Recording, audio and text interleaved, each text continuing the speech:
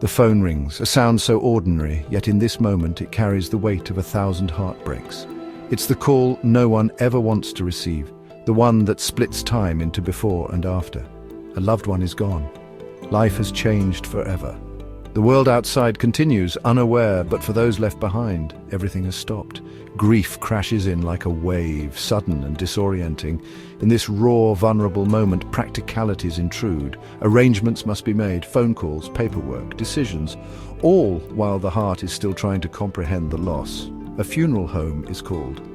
A voice answers, calm and practiced. They've done this before, many times. But for you, it's the first, and it feels impossibly surreal. We enter a hushed funeral parlor, the air thick with the scent of lilies and sorrow. The silence is heavy, broken only by the soft shuffle of footsteps and the rustle of brochures. We move through a haze of grief, bombarded with decisions, caskets, flowers, obituaries, each choice a reminder of what's been lost. Each question asked feels like a wound reopened. It's a whirlwind of choices at a time when clarity feels impossible. Emotions cloud judgment.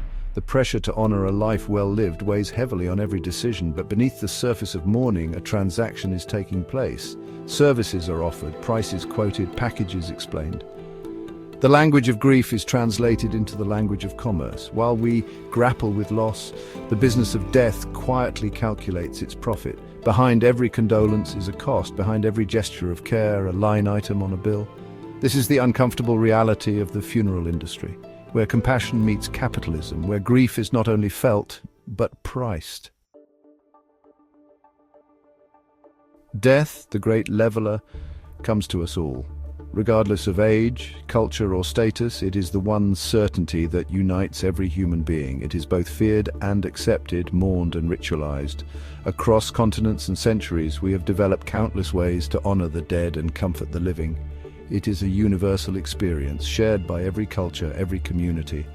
From the quiet sobs of a family in Tokyo to the wails of a funeral procession in Lagos, grief speaks a language that needs no translation. Yet, despite its inevitability, few of us ever talk about what happens behind the scenes. Few consider the machinery that supports our final goodbyes, the industry that has grown around death itself. Globally, the death care industry is valued at hundreds of billions of dollars. It spans everything from casket manufacturing and embalming services to cremation technologies and digital memorial platforms. In the United States alone, it generates tens of billions annually.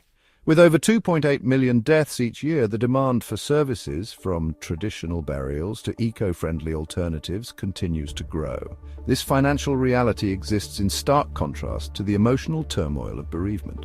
When we lose someone, we are vulnerable, emotionally, mentally, and often financially. We are not merely consumers at a point of sale. We are people in pain, trying to make sense of loss while navigating a complex and often costly system. Funeral homes, while offering essential services, are also businesses, and like any business, they operate within a framework of profit and sustainability. This can create tension between compassion and commerce. In recent years, a growing movement has emerged, one that seeks transparency, affordability, and sustainability in death care. From green burials to DIY funerals, people are beginning to reclaim agency over how they say goodbye. Understanding this duality, the emotional weight of loss and the economic engine behind it, is crucial.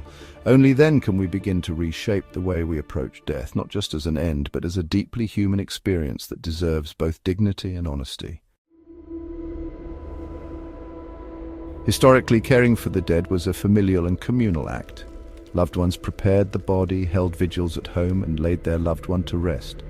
Funeral rites were deeply personal, steeped in tradition and spirituality, not commerce. Over time, this shifted. The rise of urbanization and the decline of traditional practices led to the emergence of the professional funeral director. This evolution, while understandable, paved the way for the corporatization of death care, transforming a sacred ritual into a multi-billion-dollar industry. The cost of a funeral can be staggering. Caskets, often marketed as a final expression of love, can range from a few thousand to tens of thousands of dollars. Embalming, a practice rarely required by law, is frequently presented as a necessity. Then come the additional fees. Funeral home services, transportation, memorial products.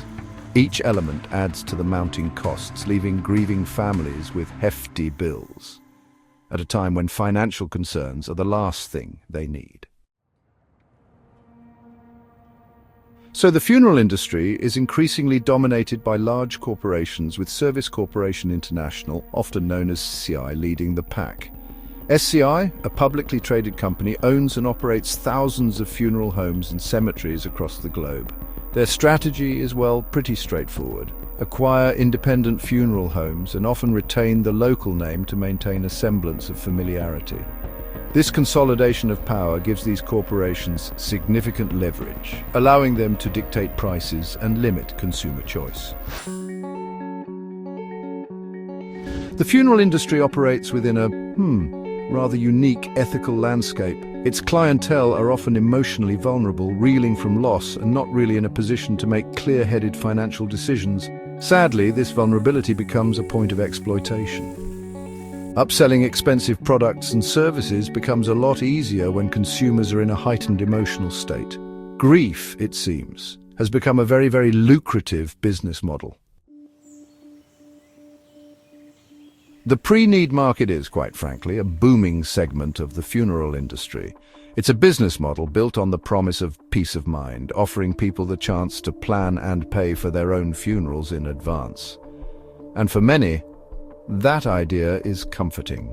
It's a way to take control of the inevitable, to spare loved ones from the emotional and financial stress of making decisions during a time of grief. Pre-need arrangements allow individuals to prepay for their funeral expenses, often through installment plans. These contracts can cover everything from the casket and burial plot to the type of flowers and music at the service. Some even include transportation and obituary notices. It's a detailed process, and for those who value planning, it can feel like a responsible, even loving gesture. But while these plans are marketed as a way to ease the burden on loved ones, they do come with their own set of concerns. Families may find themselves locked into rigid agreements that don't reflect changing circumstances or personal wishes. And in times of grief, flexibility can be everything. For instance, consumers may lock themselves into plans with specific funeral homes, which can really limit future choices. If a family moves or if the funeral home goes out of business, transferring or cancelling the plan can be difficult, sometimes even impossible without financial penalties. And on top of that, pre-need funds are not always protected. In some cases, the money is held in trust or backed by insurance, but not all providers follow best practices. This leaves funds open to mismanagement or, worse, fraud. There have been cases where families discovered too late that the money they thought was safely set aside had vanished. The commodification of future grief, well, it raises some pretty serious ethical questions. When death becomes a transaction, we risk losing sight of its emotional and spiritual weight. Prepaying for a funeral might seem like a practical solution, but it also turns mourning into a market, one where vulnerability can be exploited. And that's something worth thinking about. It's absolutely crucial to acknowledge the genuine compassion and care many funeral directors bring to their work. They provide comfort, guidance, and much-needed logistical support during one of life's most difficult times. However, this should not preclude scrutiny of an industry that is, frankly, rife with exploitative practices. We can honor the emotional value of funerals while still demanding transparency and ethical conduct from those who profit from them.